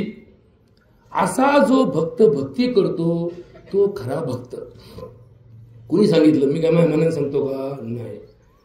भगवद्गीतेमध्ये भगवान कृष्णाला अर्जुनाने विचारलं, अरे देवा, काही लोक ते तांब्या भर दूध आणते, देवाला वतीत, त्याला पोरं बिन दुधाचा चहा पिते आणि हे खुशाल दूध वतीत. एका देवाला तर म्हणले एक टँकर भर तेल गोळा होतं. ताई किती गोळा होतं तेल? टँकर भर तेल गोळा होतं. एवढ्या तेलात तर सगळ्या गावाचं कालवण होईल ना, सगळ्या जगाचं कालवण. एवढं तेल वतीत, नदीला तेल चाललंय. एका देवाला एवढे हार का ट्रकभर हार त्यांचा दिवसभरात गोळा होते आणि ते संध्याकाळी फेकून देतात. मग हे ट्रकभर हार गोळा करून याचा खर्च करूच तर त्या ट्रकभर हाराला जेवढे पैसे लागले तेवढे तरी एखाद्या गावाचा विकास कामाला दिले तर गावात किती विकास होईल? काय चाललंय बा देवा? आणि एक जण म्हणतो, ए देवा, आकाशाकडे हात करतो, त्याला किती खर्च आला? 0 रुपये. किती रुपये खर्च आला? 0 बजेट, 0 रुपये. आणि मग ते म्हणतो, देवा पांडुरंगा, त्याला कसा देव दिसतो, त्याला बाकीच्याला का दिसत नाही? मग हा निर्गुण निराकार देव भजणारा तुझा भक्त आणि सगुण साकार रूपाची षोडोपचार पंचोपचार पूजा करणारा, लाखांनी खर्च करणारा भक्त, या 2 भक्तापैकी श्रेष्ठ भक्त कोणता? कोण विचारतं? अर्जुन. कोणाला विचारतो? भगवंताला. काय विचारतो? एवं सतत युक्ताये भक्तास्त्वां परि उपासते हेचाप्यक्षरम व्यक्तम तेषां के योग वित्तम. आता संस्कृत म्हणलं लोक पाय दाखवा, पाय दाखवा. आमच्या पाया पडून तुमचे काय व्हायचे? आमच्या बुटाचे वाज घेऊन काय तुमची सुद्धा हरपणारे काय जाणारे गेलं? काही नाही, आमच्या पाया पडून काही उपयोग नाही. तुमच्या डोक्यात घ्या आणि डोक्यात घ्या तसं करा, बाकी सगळा भ्रम काढून टाका. मग काय सांगतात की हे जगातलं जे भक्ती मार्गाचं रूप आहे, काही सगुण साकार रूपाची भक्ती करतात, काही निर्गुण निराकार रूपाची भक्ती करतात, काही व्यक्त, काही अव्यक्त, काही षोडोपचार, काही पंचोपचार, काही दर्शन घेतात, काही भजन करतात, काही त्याच्यामध्ये रात्रभर जागरण करतात. मग हे सगळे भक्तापैकी श्रेष्ठ भक्त कोणता? मग देव काय उत्तर देतो? ऐका, थोडंसं ऐका बरं का, तुम्ही समजून घ्या. हे काय नुसतं आपलं टाइमपास नाही, कारण माझ्याकडे टाइमच नाही. मी बिझी माणूस, बिझी म्हणजे माझ्यात का बिझी जगात कोण नाही. मला मरायला सवड नाही. कित्येक बारे माझ्याकडे मरण आलं, पण त्याला सुद्धा आता मी तेव्हा नाही बिझी आहेत तुम्ही. कित्येक वेळा मरण, म्हणजे एकदा तर माझ्या गाडीची 7 पलट्या झाल्या. आणि ती गाडी त्या टायमाला 15 वर्षाची गोष्ट, इस्टीम गाडी होती. आणि ती रस्त्यावर कोणतरी एका टँकरचं आईल सांगलं होतं. आता माझा स्पीड म्हणजे काय तुम्हाला सांगायचं? माझ्या गाडी बसायला पक्ष तर कोणी तयार होत नाही. नको डॉक्टर, तुम्ही तुमचं धाबं मारा, एकटे मारा, आम्हाला करून. आता आम्हाला घाई तेवढी असते, त्याच्यामुळे आम्ही ती गाडी घसारली त्याच्यावरून. तिचं मग आता त्या टायमाला आम्ही नवीन होतो आणि मग ती गाडी घसारल्यानंतर आता माणूस काय करतो, शेवटी थांबायचा प्रयत्न करतो. ती गाडीची पलटी झाली, 7 पलट्या घेऊन एका झाडावर आदळली, झाडाची साल निघाली आणि ती गाडी शाबूत पालथी पडली. आणि मी म्हणलं काय झालं, मलाच कळणार काय झालं. थोड्या वेळ नेमकं होतो, एक दारू उघडली, 3 दारू पॅक झाले. एक दारू उघडली, मी उतरून बाहेर आलो. ती गाडी एक दिवस तिथं पडली. लोक म्हणजे किती गेले? एका नाही गेलो पाहिजे. मला कळणार कसं वाचलो का? कारण ही प्रासंगिक रूपाची जी भावना आहे, यामध्ये तुम्ही वाचले बस, याच्यापेक्षा जास्त चिंतन करू नका. आणि मग या भक्ती मार्गाचा अर्थ मला कळायला लागला. ही भक्ती मार्ग टाइमपास नाहीये, या भक्ती मार्गात ताकद आहे. पण ती ताकदच लोक वापरीना.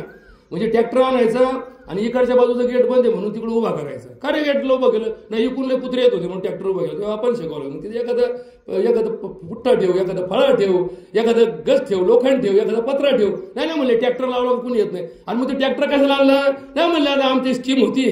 आता स्कीमाने लोक येडे केले बरं का. स्कीमाने लोक येडे केली. लोकांना काही घेणं देणं नाही, फक्त स्कीम पाहिजे बस. स्कीम, या स्कीम पाहिजे म्हणजे चारण्याची कोंबडी बारण्याचा मसाला. म्हणजे नाही स्कीम तर नको, त्याच्याशिवाय माणसं समाधानीच व्हायला. आणि मग लावला. म्हणलं अरे ट्रॅक्टर का लावलं? ती गाडी जाणार नाही. मग ट्रॅक्टर काढा, लोक कसे येते? अरे म्हणलं तू येडा आहे यार, तुला जागेवर डोकं जागेवर आहे तुझं. मग हे डोकं आमचं जागेवर का नाही? कारण आम्ही खरे भक्त नाही, आम्ही डुप्लिकेट भक्त आहोत. खरी भक्ती कशी? मग भगवंत अर्जुनाला काय उत्तर देतो ते नीट ऐका. मय्या वेशम मनोयमा नित्ययुक्ता उपासते श्रद्धया परयोपेता ते मे युक्त तमामतः. पुन्हा संस्कृत आहे की नाही, संस्कृत आम्हाला काही कळत नाही, संस्कृत कोणी शिकवलं नाही. आणि जे संस्कृत बोलते त्यांनी धंदा खोलला. काय खोलला? धंदा खोलला. द्या 500 रुपये, द्या 1000 रुपये, चायला बरं.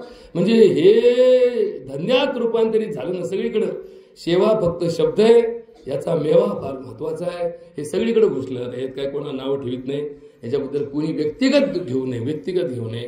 हे सार्वजनिक व्यवस्थेमधला दोष आहे, सार्वजनिक व्यवस्थेमध्ये दोष आहे. पूर्वीच्या काळी मुहूर्त वर्षातून फक्त बरं का, लग्नाचे मुहूर्त वर्षातून 21 असायचे. किती असायचे भाऊ? 21 असायचे. आता तुम्ही थोडा खर्च केला ना, कधी तुम्ही म्हणलं का रविवारी मुहूर्त निघतो का? नाही बघा ना, थोडे बघा तर खरी. पण तुम्ही थोडं सरकले का पुढं? हा, दुपारी 12ला लावून टाका. आता तुम्ही म्हणले नाही जमतं हे नवीन पंचांग आलं, आता नवीन आलं, बदल काय नाही, काय अडचण नाही, करून टाका. फक्त आम्ही त्या दिवशी मोकळे पाहिजे. नसलं ना, नाही त्या दिवशी नाही जमत का, आम्ही मोकळे नाही म्हणून नाही जमत. मग हे सगळं जे ना, हे व्यवस्थेमध्ये गडबडमध्ये झालं. बोलत याच्यावर नाही, बोलतो कशावर? देवाने काय सांगितलं? देवाने सांगितलं की भक्ताचे एकूण 4 प्रकार असतात. किती प्रकार असतात भक्ताचे? 4 प्रकार असतात. चतुर्विधाम भजती माम. कोण म्हणतं? भगवान कृष्ण सांगतात. आता कृष्णावर तर भरोसा आहे का नाही तुमचा? आहे ना. त्याची पूजा करतो, त्याची भक्ती करतो म्हणलं, त्याच्यावर भरोसा ठेवा. चतुर्विधाम भजती माम. 4 प्रकारचे भक्त माझी भक्ती करतात. आता हे 4 प्रकार ऐकून घ्या ना. तर तुम्ही कुठे आहे, आम्ही कुठे, पडलं ना. अर्थार्थी, जिज्ञासू, ज्ञानीच, भरत ऋषभ. 4 प्रकार. कोणते? अर्थार्थी, जिज्ञासू आणि ज्ञानी. आता अर्थ म्हणजे काय? अर्थ म्हणजे गुतल्याला म्हणजे कसं?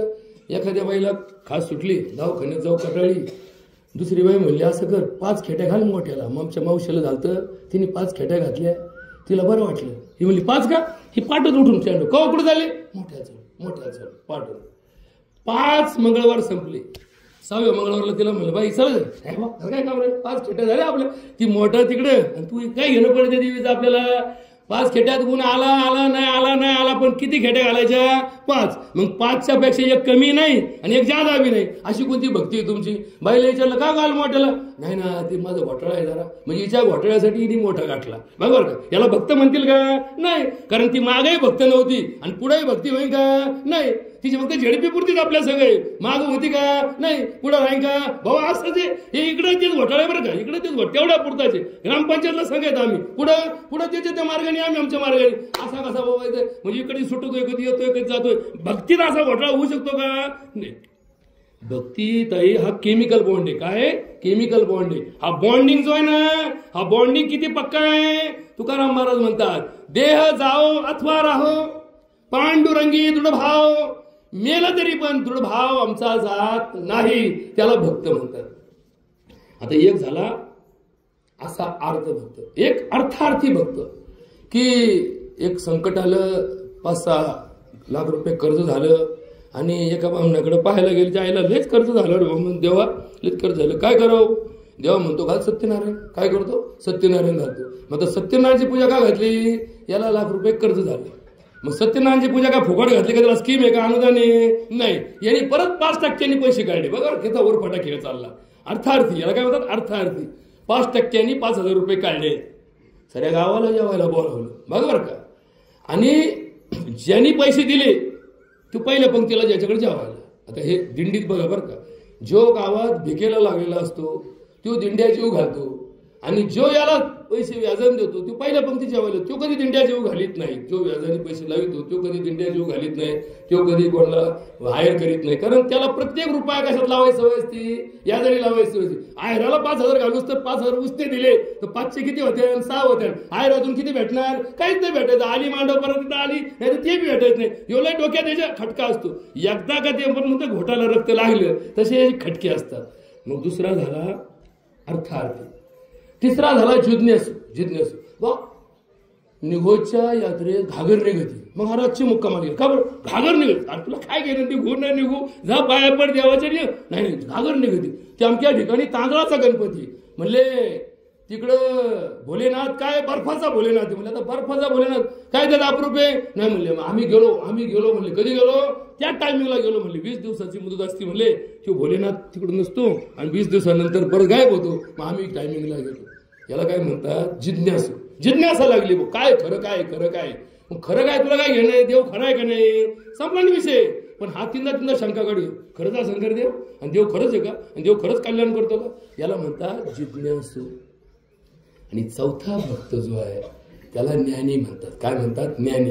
त्याला ज्ञान झालं बाबा हे जग करता करविता भगवंत आहे. देह काळाचे धन कुबेराचे तेथे मनुष्याचे काय आहे? नेताने ववितात जाणता जाणता कोण आहे? देवच आहे.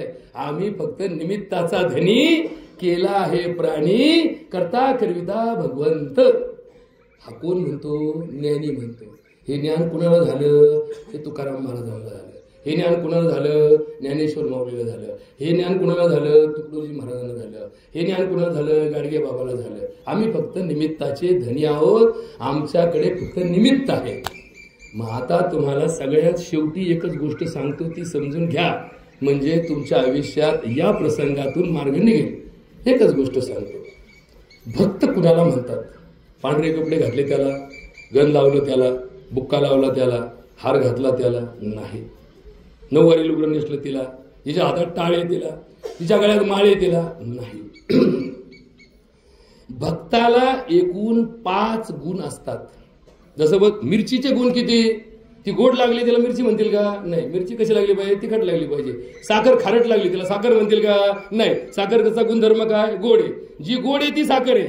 जी गोड नाही ती साखर असेल का? जरी साखरेसारखी दिसली तरी नसते. भक्ताला एकूण गुण किती? 5. त्याला म्हणतात पंचभाव. काय म्हणतात? नीट ऐकून घ्या बरं का. हे काय डुप्लिकेट नाही. हे जगाच्या पाठीवरचं सत्य तुम्हाला सांगतो. हे सत्य ज्याला समजलं त्याची जगामध्ये मरेपर्यंत सत्ता अंतःकरणात असते.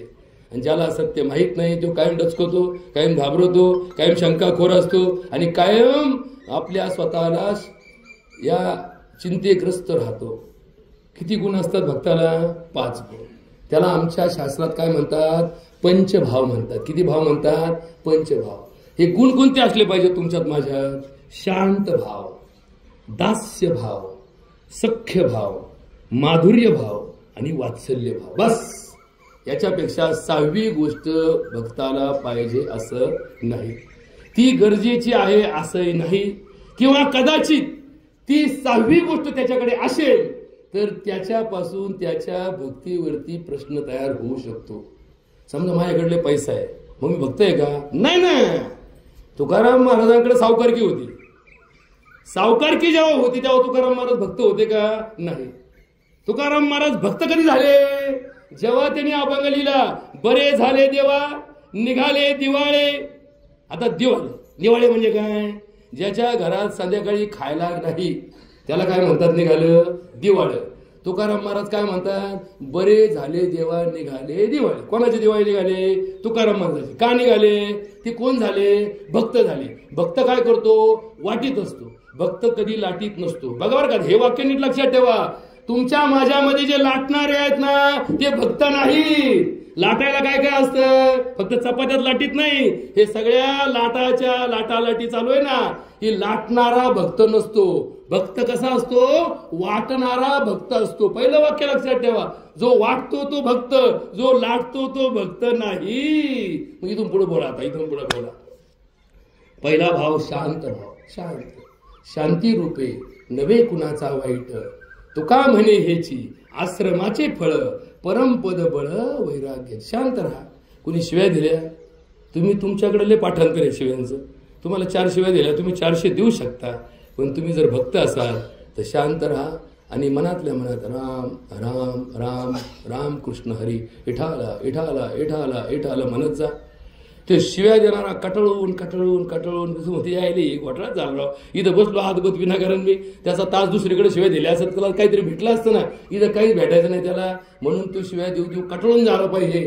तिथपर्यंत तुम्ही शांत राहा. आता एवढा दम आहे का आपल्याला?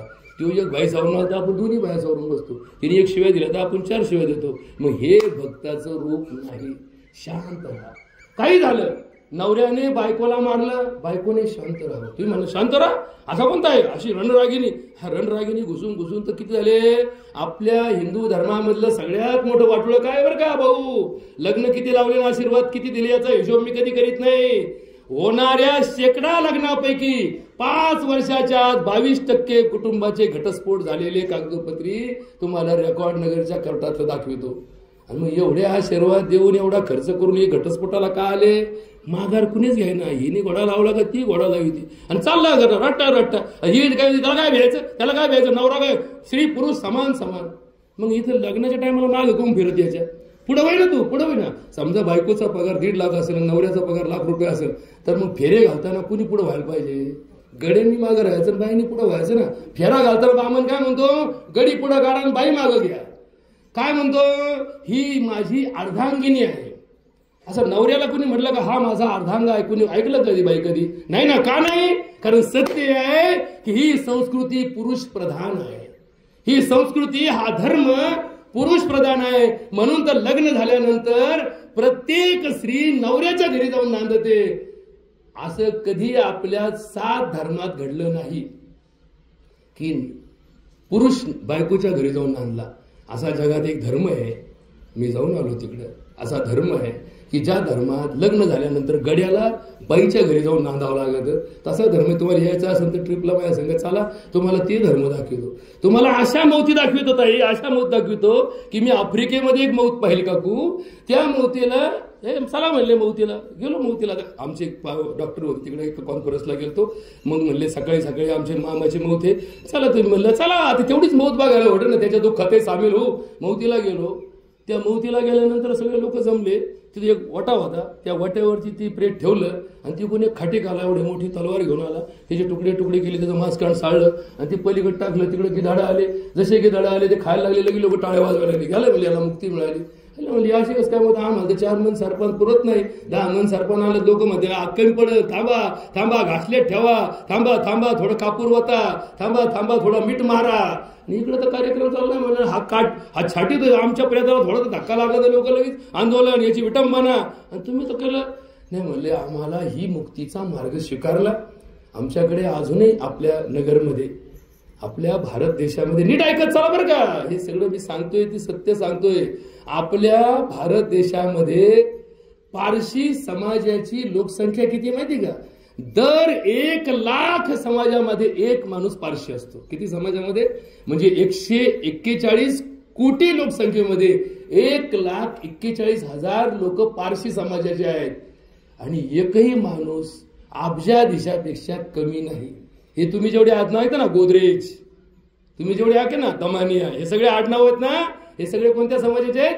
पारशी समाजाचे आहेत. आणि हा पारशी समाज त्याचा अंत्यविधी आता तिकडं तसा करतो. आपल्या देशात काय करतात, एक विहीर असते, त्या विहिरीमध्ये ते प्लेट लटकवलं जातं आणि 10 दिवसानंतर जर त्याचे फक्त हाडं शिल्लक राहिले तर ते म्हणतात देवाने याला मुक्ती दिली. बघा बरं का, वेळ कमी आहे म्हणून थोडं सांगतो. शेवटचं 5 गुण लक्षात ठेवा. हे 5 गुण असले तर भक्ती करायचं चला, नाही ते टाइमपास करू नका. तेवढा वेळ जर धंद्यात लावला 2 रुपये जास्त मिळतील. जाताना संघ काही नेणार नाही तुम्ही. पण हे सांगणारा आमचा महाराज, असं महाराजांनी एका कीर्तनात सांगितलं. म्हणले अरे कोण जाताना काय घेऊन गेलं? म्हणलं हे महाराज किती घेऊन गेला? हे म्हणले 21,000 घेऊन गेला. काय सांगून गेला? जाताना कुणी काही नेत नाही, हे सांगायला हा किती घेऊन गेला? 21,000 घेऊन गेला. असा तर धंदा चालला इथं. याच्यावर जास्त बोलत नाही बरं का, याच्यावर काय बोलायची कारण नाही. त्याच्यामध्ये तुम्ही तुमचं चलून द्या. शांत भाव, शांत राहा. कुणी काही केलं शांत राहा. तुमचा पराभव झाला भाऊ शांत राहा. तुमचा विजय झाला तरी शांत राहा. हे तर आमच्याकडे कसं आहे, नारळ फोडायचा देवळात आणि विजय सभा धाब्यावर. आता मला असं कळत नाही की ज्याचा विजय झाला तो कोणामुळे झाला? नारळ देवळात फोडल्यामुळे झाला. याची विजय सभा कुठं पाहिजे? देवळात पाहिजे. देवा तुझ्याकडे नारळ वाढवला, तुझ्या कृपेने निवडून आलो, आता माझी विजय सभा तुझ्या दारात झाली.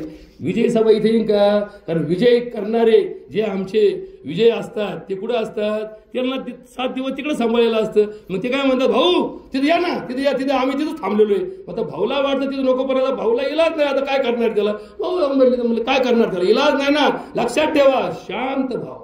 विजय झाला तरी शांत राहा, पराभव झाला तरी शांत राहा, मान मिळाला तरी शांत राहा, अपमान मिळाला तरी शांत राहा. मान अपमान जन करिता काळ अनुकूल अथवा प्रतिकूल परी सोडू नये आपले धैर्य बळ.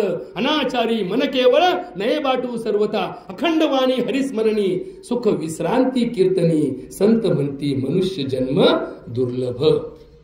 शांत भाव. दुसरा भाव दास्य भाव. दास्य म्हणजे काय? आम्ही दास. आता आम्ही फक्त नावं ठेवतो, हरिदास, रामदास, पण आम्ही दास आहेत का? नाही. आम्ही लोकांना दास समजतो. आम्ही लोकांना दास समजतो आणि आम्ही स्वतःला हरी समजतो. नाव काय आमचं? संदेश. माझं नाव रामदास. पण मी कोण? मीच राम झालो ना. रामदास म्हणजे काय? रामच झाला ना. दास शब्दाचा अर्थ नीट लक्षात ठेवा. हरीची या दासा हरी दाही दिशा. म्हणजे काय? मी जर दास आहे ना तर मी कधीच हरी असू शकत नाही. मी जर भक्त आहे ना तर मी कधी देव असू शकत नाही आणि देवही होऊ शकत नाही. बघा बरं का, दास कधीच मालक नसतो. दास म्हणजे काय? आपण सालानी गडी ठेवला आणि गडी कुठं राहतो? घरात राहतो. आणि मालक कुठं राहतो? घरात राहतो. पण गड्याचा मालक होतो कधी? नाही. आता हे नवीन युगात होऊ शकतं. आता वर्तमान काळात मात्र जो सालकरी गडी असतो तो सालकरीच गडी असतो. बरं, पाहुणा घरात आला. संदेश एक लक्षात ठेव. एका घरात पाहुणा गेला आणि मालक आणि गडी शेजारी बसला. अवघड आहे ओळखणं. त्याच्या पोशाखावरून, त्याच्या अवतारावरून ह्यो गडी आहे ना, हा मालक आहे. आता असं कोणतं घर पाहिलं का तुम्ही की ज्याच्याकडं गडी हा मालकाचे कपडे घालून बसतो आणि मालक गड्याचे कपडे घालतो? असं नाही. आणि हेच तर घोटाळा आहे ना. हेच तर घोटाळा आहे. आपण कोण आहोत? आपण कायमचे सालकरी आहोत. आम्ही कोण आहोत? आम्ही कायमचे भक्त आहोत. आणि उरलेले सगळे कोण आहेत? कायमचे देव आहे. देव आहे. मग हे देव देव देव हे तुमच्या डोक्यात घुसलं पाहिजे. आम्हाला हळूहळू वाटायला लागतं का आपणच देव व्हायला लागलो. मग आमचे लोक मानायला लागले, आमचे कार्यकर्ते आमच्या पाठीमागे राहिले, की आम्हाला मोठं म्हणायला लागले, की आम्हाला वाटतं चला आपणच मोठे. माझं मोठ्याचं स्वप्न ज्याला पडतं तो सगळ्यात खोटा परमार्थ असतो. निम्नपणा, नीचपणा, नम्रपणा. जमिनीवरती जो चालतो ना तो भक्त असतो. जो हवेत असतो ना तो भक्त नसतो. शांत भाव, दास्य भाव, सख्य भाव. सख्य असलं पाहिजे. आता सख्य म्हणजे काय? की आमचं सगळ्यांशी पटलं पाहिजे. माझं त्याच्याशी पटत नाही हा त्याचा दोष नाही, हा माझा दोष आहे. आता हे ज्याला कळतं त्याला कळतं बरं का काकू. ज्याला कळतं त्याला कळतं. हे माझं त्याच्याशी भांडण आहे भाऊ, त्याच्याशी मी बोलत नाही. का नाही बोलत? तू जन्माला आला त्यावेळी तुला काही एखादं जीआर आलं पत्र आलं का की बो आयुष्यात याच्याशी बोलू नको बरं का.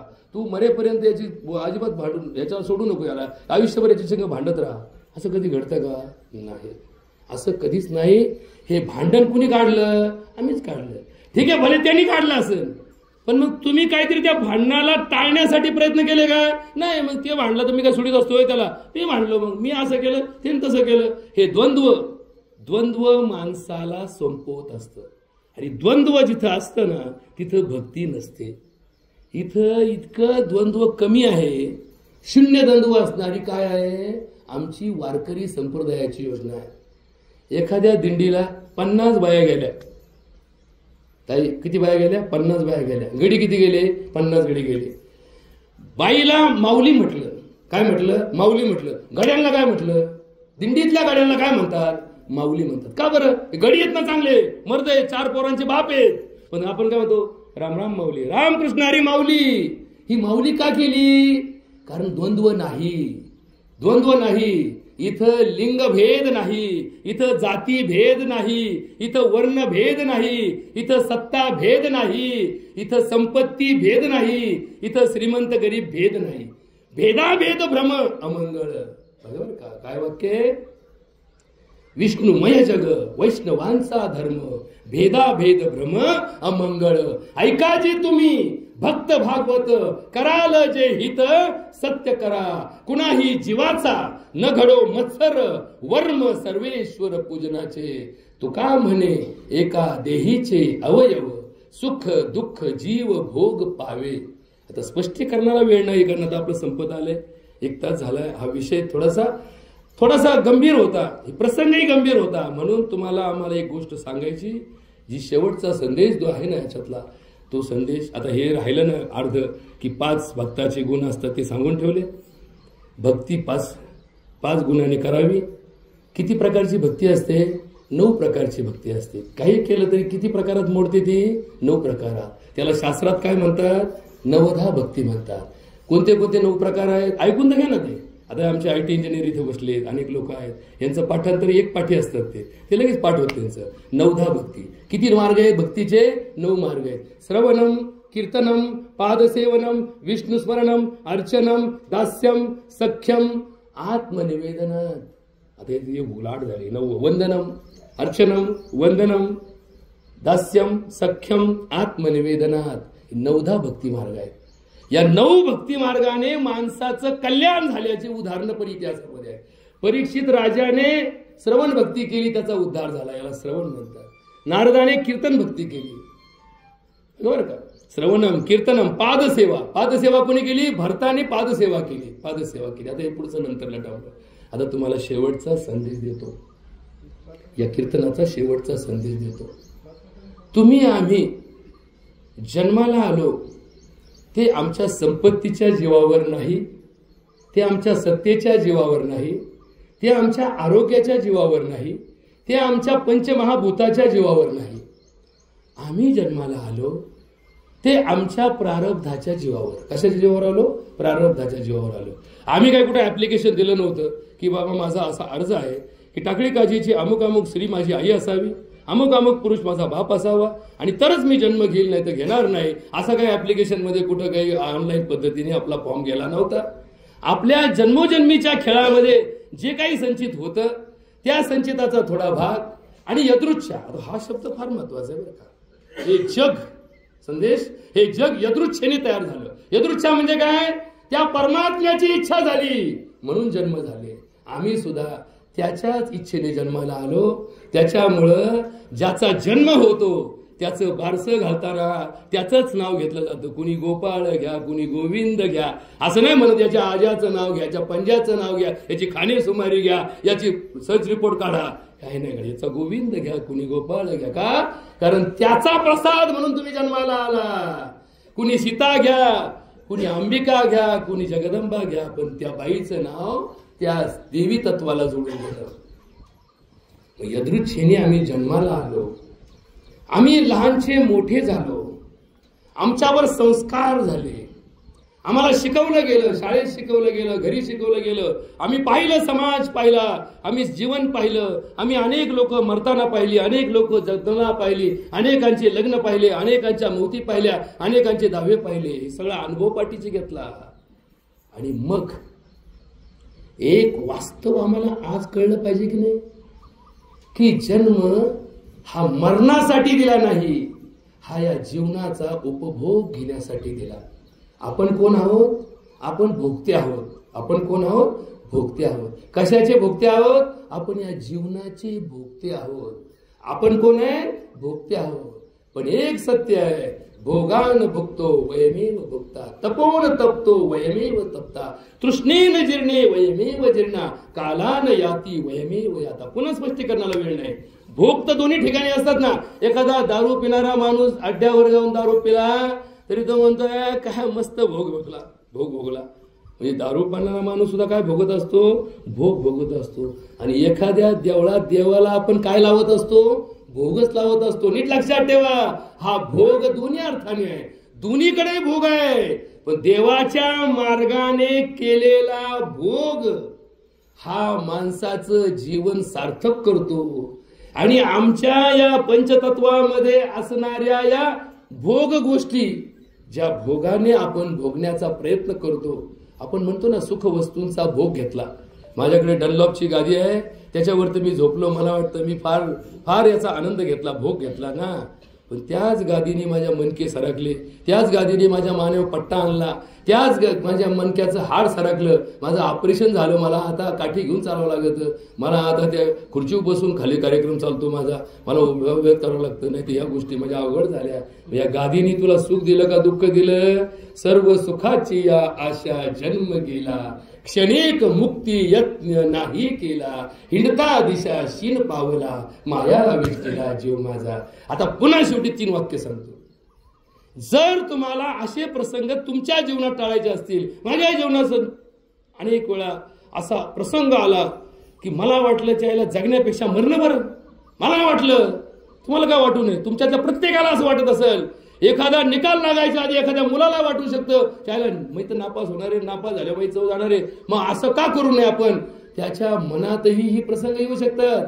अरे चिमुकली ही मुले सुद्धा खेळू लागली खेळ जीवाचा, आम्ही फक्त नारे देतो हा देश शिवाचा. विचार करा कधीतरी यांच्या भावनाचा, आव्हान करतो तुम्हाला हा प्रसाद शंकराचा. लक्षात ठेवा, या भावना शून्य समाजाला या भावनाच कळल्या नाही तर असे प्रसंग टाळताच येणार नाही. आणि म्हणून टाळण्याचा एक मार्ग शेवटचा सांगतो की काही झालं, तुम्हाला एखाद्याने स्तुती केली, तुम्ही एखाद्या माणूस तुम्हाला खूप चांगला म्हणला, तुम्ही खूप हुशार आहात, तुम्ही खूप चांगले आहात, तुम्ही खूप श्रीमंत आहात, तुम्ही खूप दयाळू आहात, तुम्ही खूप कृपाळू आहात, तर माझी तुम्हा सगळ्यांना हात जोडून विनंती आहे, आजपासून विचार बदला. तुम्ही फक्त त्या माणसाला हळूच नम्रपणे म्हणा, देव दयाळू आहे, देव श्रीमंत आहे, देवाच्या कृपेने मला हा प्रसंग आला. कोणाच्या कृपेने आला? देवाच्या कृपेने आला. आणि जर तुमच्यावर संकट आलं, तुम्हाला त्रास झाला, तुमचा अपमान झाला, तुम्हाला अपयश आलं, तर कुणाकडे बोट दाखवू नका. याच्यामुळं झालं, त्याच्यामुळं झालं, त्याच्यामुळं झालं, त्याच्यामुळं. सांगा माझ्या प्रारब्धामुळं मला हा दिवस आला. माणसाने माणसाला स्तुती करणं आणि माणसाने माणसावरचे आरोप करणं यामुळे या समाजाची अराजकता झाली. माणसाने दोन्ही प्रसंगामध्ये देवालाच मान्यता द्यावी. माझं कल्याण झालं तर देवाची कृपा झाली आणि माझं वाटोळ झालं तर देवाची इच्छा झाली, असं म्हणून माणसाने जर जीवन जगण्याचा प्रयत्न केला आणि ज्या प्रसंगामध्ये दुर्दैव येऊ शकतं अशा ठिकाणी मनामध्ये एखादा वाईट विचार येऊ शकतो, काम क्रोध लोभ मदमोह मत्सर यापैकी एखादा शत्रू आपल्या जवळ येऊ शकतो, अशा प्रसंगामध्ये देवाचं भजन हेच माणसाला तारू शकतं. आणि म्हणून देवाचं भजन कुठं करावं? देवळात देवाच्या भजनाचं ट्रेनिंग घ्या, पण समाजामध्ये जगताना अशा संकट काळी देवाला आठवा, कारण देवाने कधीही आत्मघाताला परवानगी दिली नाही. ज्या माऊलींनी संजीवन समाधी घेतली त्या माऊलींच्या ज्ञानेश्वरीमध्ये सुद्धा या विषयाला धरून अनेक पाप म्हणून सांगितलेल्या गोष्टी, हे चुकीचं आहे, असं करू नका. हा जीव त्याच्या मार्गाने जाऊ द्या, त्याला गती मिळू द्या, तुम्ही त्याला गती देण्याचा प्रयत्न करू नका. या सगळ्या गोष्टीचं चिंतन आज आमचा प्रसाद गेला. हा प्रसाद फक्त त्या कुटुंबाचा नव्हता, तर या समाजामध्ये या प्रसादाला अनेक ठिकाणी मान्यता होती. हा पुरुष, हा मुलगा 31-35चा मुलगा, तरुणातला मुलगा, पण याचं वागणं, याचं समाजाप्रती असणारा भाव, याच्या व्यवसायामध्ये याची असणारी या समाजाची बांधिलकी, याच्यातून याने निर्माण केलेलं साम्राज्य, आपल्या परिवाराला प्रतिकूल परिस्थितीमध्ये जन्म आल्यानंतर सुद्धा या मुलाने कमी वयामध्ये, जशा माऊलींनी 21व्या वर्षापर्यंत या जगाचा सगळा पूर्ण केलेला समर्पित भाव, तसा हा आमचा छोटासा प्रसाद, वयाने अत्यंत छोटा, परंतु या समाजाला त्याने जे दिलं, जे प्रेम दिलं, ज्या भावना दाखवल्या, त्याच्या व्यवहारामध्ये अत्यंत चुटपुट लागणारा हा प्रसंग या परिवाराच्या वाट्याला आला, या पत्नीच्या वाट्याला आला, या बारक्या छोट्या लेकराच्या वाट्याला आला. आणि मग हा प्रसंग सावरायला शक्ती बुद्धी भगवंत देईन नाही, त्याचं ते चालूच असतं काम. ते काय तुम्ही अर्ज केला होता त्याची शक्ती बुद्धी दे म्हणून काय तुम्ही सगळ्या गावाने त्याला ठराव करून पाठवला म्हणून तो काय त्याच्यातला प्रसंग बदलणार नाही. पण आता मात्र या समाजाची तुम्ही आले ना सगळे, रडू नका, तुमची जबाबदारी वाढलेली आहे. त्या प्रसाद त्याच्या आयुष्यात त्याच्या मुलांना, त्याच्या बायकोला, त्याच्या बापाला, त्याच्या आईला, त्याच्या परिवाराला जे काही देत होता त्याच्या 10 पटीने जेव्हा तुम्ही द्याल तेव्हा ते दुःख कमी होण्याचा प्रयत्न होऊ शकतो. होईलच असं नाही, पण त्याचा विरह आज जाणवला नाही. म्हणून त्याच्या समकालीन वयाच्या मुलांनी, त्याच्या आई वडिलांना त्याच्याबद्दलच्या गोष्टी त्यांना पाहून कमीत कमी दुःख निवारणाचा मार्ग शोधला पाहिजे. एवढाच या प्रसंगी विनंती करतो.